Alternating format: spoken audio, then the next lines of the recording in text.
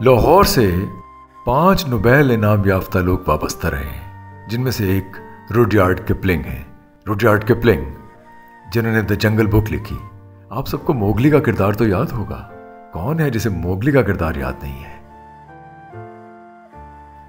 Rudyard Kipling ने हिंदुस्तान को एक नज्म में व्हाइट मैन्स बर्डन कहा। उन्हें साम्राज्य का एजेंट कहा गया क्योंकि उन्होंने अमेरिका को फिलिपाइन के जजीरों पर कब्जा करने की तरगीब दी।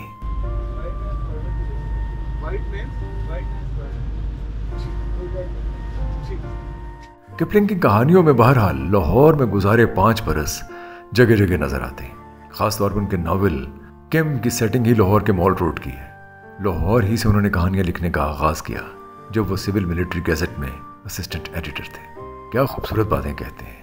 बड़े बड़े झूठों में सबसे ताकतवर हमारा अपना खौफ है, क्योंकि खुदा हर जगह नहीं जा सकता था, इसलिए उसने माएँ बनाई। अल्फाज सबसे ज्यादा नशावर हो सकते हैं, जहालत से बड़ा गुनाह कोई नहीं।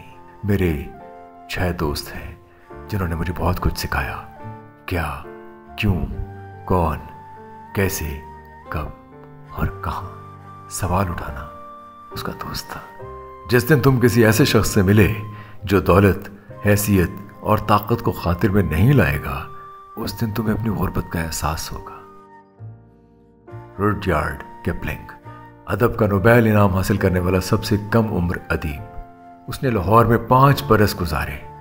1865 में बॉम्बे में पैदा हुआ और फिर पढ़ने इंग्लैंड चला गया, लेकिन बहुत मुश्किल वक्त गुजार कर वापस लाहौर आया और सुख का सांस लिया। उसके वालिदैन कैम्ब्रिज और ऑक्सफोर्ड में पढ़ाई अफोर्ड नहीं कर सकते थे, लिहाजा किपलिंग को उसके वालिद ने, जो खुद लाहौर में स्कूल ऑफ आर्ट्स के प्रिंसिपल थे, सिविल मिलिट्री गैजेट में असिस्टेंट एडिटर की नौकरी दिलवा दी। आज हमें वो जगह दिखानी है जहां रुडयार्ड किपलिंग लाहौर में नौकरी करते थे, मॉल रोड पर। यह जमजमा तोप किम्स गन कहलाती है।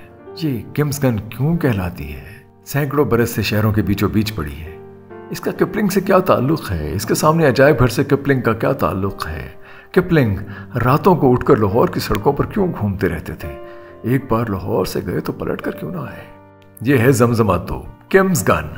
इसे भंगियों की तोप कहा जाता है, और एक बिल्कुल गलत ख्याल यह है कि लाहौर के भंगियों ने इसे अंग्रेजों से लड़कर हासिल किया था। हमारे यहाँ सुनी सुनाई तारीख पर यकीन रखने का रिवाज बहुत आम है। लाहौर में रहने वाले सैकड़ों बार इस तोप के पास से गुजरे होंगे, और अब भी लाखों लोग यही समझते होंगे कि यह भंगियों की तोप है, उन भंगियों की जो कब्रिस्तानों में छुपकर भंग पीते थे। हालांकि ऐसा नहीं है, ना इसे अंग्रेजों से लड़कर हासिल किया गया। भंगियों की तोप, जमजमा तोप, किम्स गन, इसके बड़े मुख्तलिफ नाम रहे हैं। किम दरअसल रुडयार्ड किपलिंग का एक नॉवल है जिसकी कहानी इस तोप के पास से शुरू होती है, जब एक कम उम्र लेकिन शातिर बच्चे किम्बल ओहारा को एक बुद्धिस्ट मॉन्क यहाँ मिलता है, जिसे बुद्धा के चलाए हुए उस तीर की तलाश है जो यहाँ कहीं गिरा था और दरिया फूट पड़ा। किम की कहानी तो खैर आगे से आगे बढ़ती जाती है, वो पूरे हिंदुस्तान में फिरता है, लेकिन इस तोप का नाम बहरहाल उस नॉवेल की मुनासिबत से किम्स गन पड़ गया। इसका नाम भंगियों की तोप कैसे पड़ा, ये एक दिलचस्प कहानी है। 2 सदियां कबल ये तोप रोब की अलामत थी। मशहूर था कि जमजमा जिसके हाथ आई, पंजाब उसके जेरे नगी आ गया। जमजमा को अहमद शाह अब्दाली के हुक्म से उसके वजीर शाह वली ने 1760 में बनवाया। इस तोप की तैयारी के लिए तांबा और पीतल इस्तेमाल हुआ। अंदाजा कीजिए कितना तांबा और पीतल इस्तेमाल हुआ होगा, कहां से आया होगा इतना तांबा और पीतल। हुआ कुछ यूं कि शाह वली खान की जानिब से लाहौर की हिंदू और सिख आबादी से जिजिया महसूल के तौर पर पीतल और तांबे के बर्तन हासिल किए गए, जिससे ये तोप बनी। मौरखीन कहते हैं कि जमजमा की तैयारी में आर्मीनिया के हथियार साजों ने भी अहम किरदार अदा किया। क्या होगा? इसकी लंबाई तकरीबन 13 फुट 4.5 इंच और नाल का कुतर 9.5 इंच है। इसका गोला आह नहीं होता था। अब्दाली ने जमजमा तोप की तरह एक और तोप भी बनवाई थी। 1761 में पानीपत की तीसरी जंग में इन दोनों तोपों को मरहटों के खिलाफ इस्तेमाल किया, और फिर काबुल वापस जाते हुए जमजमा को लाहौर के गवर्नर ख्वाजा उबैद के सुपुर्द कर दिया, जबकि दूसरी तोप साथ ले गया। साथ क्या ले गया, जाते जाते दरियाए चराब में वो तोप डूब गई और अब्दाली बजाय उसको तलाश करने के छोड़कर काबुल चला गया। फिर सिखों ने उस तोप को तलाश किया। बहरहाल 1762 में सिख जर्नैल हरी सिंह भंगी ने लाहौर पर हमला किया और गवर्नर लाहौर ख्वाजा उबैद को शिकस्त दी, और यूं ये तोप भंगी सरदारों के कब्जे में आ गई और भंगियों की तोप के नाम से मशहूर हुई। भंगियों ने इस तोप को फिर बहुत सी जंगों में इस्तेमाल किया और इवेंचुअली इसे शाह बुर्ज लाहौर पहुंचा दिया गया। जहां ये 1763 तक पड़ी रही। अब इस तोप की कहानी ने एक और मोड़ लिया। चड़त सिंह वो लाहौर आए भंगी सरदारों को मुबारकबाद देने के लिए कि उन्होंने लाहौर पे कब्जा कर लिया है। मुबारकबाद देते देते उन्होंने कहा, ए तोप तो सानू दियो। चड़त सिंह ने इस तोप पे दावा कर दिया। बहरहाल चड़त सिंह को ये तोप देना पड़ी, लेकिन ये तोप चड़त सिंह के पास भी ज्यादा अरसा नहीं रही। उससे चट्ठा सरदार छीन कर अहमदनगर ले गए और खुद चट्ठा सरदारों की इस तोप के लिए लड़ाई हुई और फिर गुजरात के गोजर सिंह ने मौका ताक कर ये तोप हासिल कर ली, गुजरात ले गया। गोजर सिंह ये तोप वापस एक मुआहदे के तहत चड़त सिंह को मिल गई, जिससे चट्ठा सरदार दोबारा छीन कर ले गए और ये तोप रामनगर पहुंच गई। अब ये है 1782, जहां से जहाना सिंह भंगी ने इस पर कब्जा करके इसको अमृतसर पहुंचा दिया। 1802 में ये तोप अमृतसर में भंगियों के पास ही रही। जब रणजीत सिंह को कुव्वत हासिल हुई तो रणजीत सिंह ने गुरुदत्त से कहा, साड़ी तोप सानू वापस कर दो, वरना कुट खाण ली तैयार हो जाओ, मैं एक की लम्मा पा के कुटांगा। भाई सुखा ने तोप हवाले करने से इनकार कर दिया। जोत सिंह ने अमृतसर के लोगों को मशवरा दिया, वह पागल ना बनो, रणजीत सिंह ने तोप दे दो, बड़ी ताकत जाएगा, सानू बड़ा कुटेगा, उसने दोस्ती कर लो तो या फिर इस तोप के टोटे टोटे करके इन्हों किधर सुट दो। गुरुदत्त सिंह के सिपाही इस पर राजी ना हो गए। असी नहीं मनने वाले, असी मुकाबला करना है रणजीत सिंह दे नाल। एडा केड़ा है, साडी राती केड़ा जमे, असी अड्डी मार के धरती हिला दईए। और यूं मुकाबला शुरू हो गया। पूरे 2 घंटे मुकाबला होता रहा। गुरुदत्त सिंह और उसकी माँ माई सुखा मैदान से भाग निकले। यूं अमृतसर और जमजमा तोप रणजीत सिंह को मिल गई। सिर्फ तोप ही नहीं मिली, माई मोरा भी मिल गई। अमृतसर में उसने बहुत शादियां की। महाराजा ने खैर डस्का, कसूर, सुभानपुर, वजीराबाद और मुल्तान की 5 बड़ी लड़ाइयों में से इस्तेमाल किया। आखिरी जंग में तो इसकी नाली इस कदर खराब हो गई कि इसे दिल्ली दरवाजे के बाहर एक चबूतरे पर रख दिया गया। वैसे कुछ सिख मुबल्लिगीन ये कहते हैं कि मुल्तान की जंग में इसे सिख जवान सहारा दिया करते थे। तोप का गोला चलता था और सिख जांबाज के टुकड़े फजा में बिखर जाया करते थे।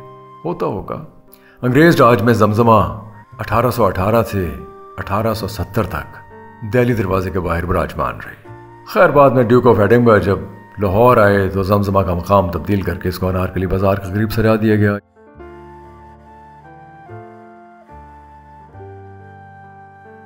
रुडयार्ड किपलिंग लाहौर में 5 बरस रहा और उसने इस शहर का कोना कोना, कोठा कोठा, गली गली दरियाफ्त की, क्योंकि इंसोम्निया का मरज लाहिक था।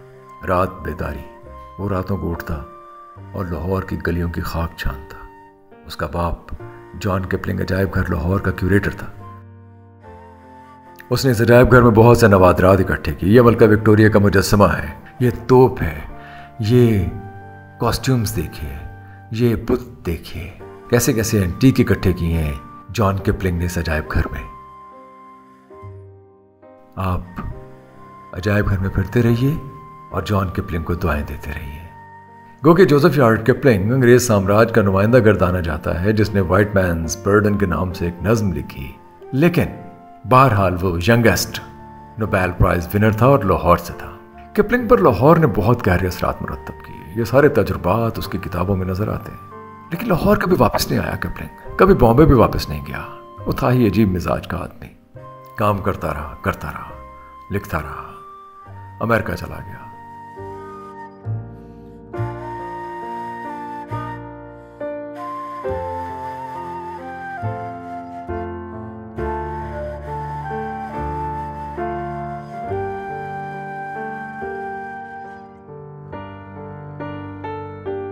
लाहौर में मौसम बदलते देर नहीं लगती, पल भर में जल थल एक हो गया। मैंने आपको सिविल मिलिट्री गैजेट की वो इमारत दिखानी थी, लेकिन बारिश किसी मेहरबान महबूब के लुत्फ़ो करम की तरह निहाल कर देती है। ये मॉल है और मॉल में बारिश से सरशार होने का अपना ही लुत्फ़ है।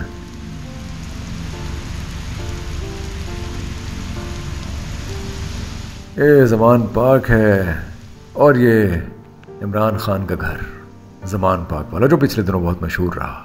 ज़मान पाक बड़ा पुराना घर है और यहाँ पले बड़े इमरान खान यहीं ज़मान पाक में क्रिकेट खेलते रहे। माजिद खान भी यहीं से, जावेद बर्की भी यहीं से। खैर हम बात कर रहे थे किपलिंग की। बारिश ज़रा थमी है तो मैं वापस मॉल पे आया हूँ। यहाँ सामने सिविल मिलिट्री गैजेट की इमारत है जहाँ किसी ज़माने में बहुत वाज़ेह तौर पे सिविल मिलिट्री गैजेट लिखा होता था। इस इमारत में असिस्टेंट एडिटर की नौकरी करते रहे हैं रुडयार्ड किपलिंग। कुछ लोग कहते हैं कि किपलिंग नौ आबादियों के लिए एक मेहरबान साम्राज्य देखता था, न कि एक इस्तेसाली ताकत। लेकिन साम्राज्य हमें कहीं भी मेहरबान नजर आया नहीं, होता नहीं है। दुनिया भर में जितनी जंगें हैं, जितने बहरान हैं, जितनी कॉलोनाइजेशन है, वो मंडियों के हुसूल के लिए, दौलत हासिल करने के लिए की गई। गरीब, मजबूर, नादार, टेक्नोलॉजी से बेबहरा कौमों को लूटने के लिए की गई। तासुर ये दिया गया कि वो सिविलाइज करने के लिए आ रहे हैं, लेकिन देवता बन के बैठ गए। लिहाजा जैसे ही आज़ादी की तहरीकें शुरू हुई तो रुडयार्ड किपलिंग का सारा बयानिया भपके से उड़ गया। हमारे साथ रहिए, अपनी राय दीजिए, कमेंट कीजिए। हम बहुत से नोबेल इनाम याफ्ता लोगों की कहानी आपको सुनाएंगे जिनका ताल्लुक लाहौर से रहा है।